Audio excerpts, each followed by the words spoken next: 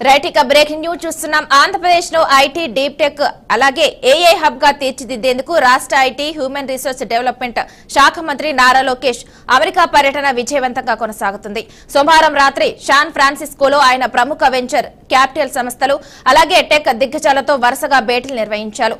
సెలెస్టా capital managing partner Arun Kumar తో జరిగిన చర్చలో మంత్రి లోకేష్ ప్రత్యేకంగా ఆంధ్రప్రదేశ్ లో డీప్ టెక్ ఇన్నోవేషన్ హబ్ ఏర్పాటు చేయాలని, semi conductor, artificial intelligence, quantum computing రంగాల్లో పెట్టుబడులు పెట్టాలని విజ్ఞప్తి చేశారు.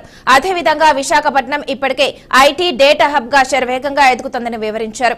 రాష్ట్రంలో అత్యాధునిక ఇన్ఫ్రాస్ట్రక్చర్, నైపుణ్యం కలిగిన మానవ వనరులు అందుబాటులో ఉన్నాయని కూడా పేర్కొన్నారు. ఇక ఇదే అంశానికి సంబంధించి మరింత సమాచారాన్ని మా అమరావతి బ్యూరో చీఫ్ నాగేశ్వర్ అందిస్తారు. నాగేశ్వర్, చెప్పండి.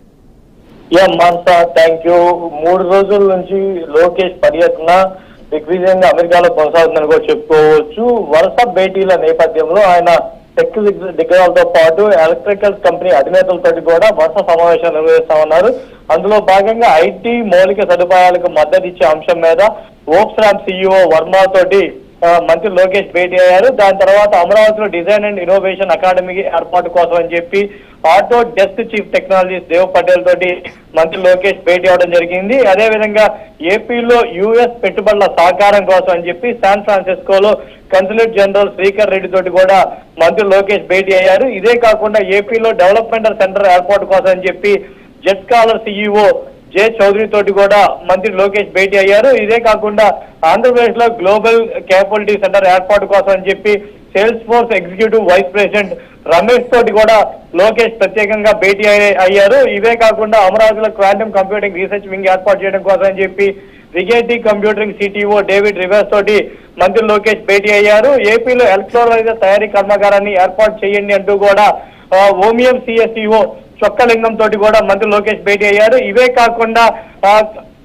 క్రియేటివ్ ల్యాండ్ ప్రాజెక్ట్ లో భాగస్వామ్యం వహించండి అంటూ కూడా కాన్వా సిసిఎస్ఓ రూప్ గిగోలియా తోటి మంత్రి లోకేష్ భేటీ అయ్యారు. అదేవిధంగా ఇక్కడ ఉన్నటువంటి వసతులు సదుపాయాల మీద కూడా మంత్రి వాళ్ళకి క్షుణ్ణంగా వివరించడం జరిగింది. ఇప్పటికే వివిధ రంగాల నిపుణులు కూడా ఆంధ్రప్రదేశ్ లో పెట్టుబడులు చూపడానికి ఆసక్తి చూపుతున్న తరుణంలో ముఖ్యమంత్రి చంద్రబాబు నాయుడు చొరవ మంత్రి లోకేష్ అందరికీ కూడా మొత్తం ఆంధ్రప్రదేశ్ లో ఉన్నటువంటి వనరులు ఏంటి, ఇక్కడ వీళ్ళకి ఫ్యాక్టరీలు పెట్టడానికి ఇస్తున్నటువంటి అనుమతులు ఏంటి, వాళ్ళకి సంబంధించి స్పీడ్ గా ఇస్తున్నటువంటి అనుమతులకు సంబంధించి కూడా అంతా వివరించేసి ఇక్కడ పెట్టుబడులు పెట్టాలంటూ కూడా అన్ని రంగాల నిపుణులతోటి ప్రత్యేకంగా భేటీ అవుతున్నారు. ఇప్పటికే ఇక్కడ గూగుల్ పెట్టుబడులు పెడుతున్న విషయాన్ని కూడా వాళ్ళతోటి వివరిస్తా ఇంకా కొత్త పెట్టుబడులు తీసుకురావాలనే ఉద్దేశంతో ఏదైతే యువగలం పాదయాత్రలో మంత్రి లోకేష్ హామీ ఇచ్చున్నారు, 2 లక్షల ఉద్యోగాల కల్పనే ధ్యేయంగా ముందుకు వెళ్తున్నామని చెప్పి అందులో భాగంగా అన్ని రకాల పరిశ్రమలతోటి పరిశ్రమలకు సంబంధించినటువంటి రంగాల నిపుణులతోటి భేటీ అవుతున్నటువంటి లోకేష్ ప్రధానంగా యుఎస్ లో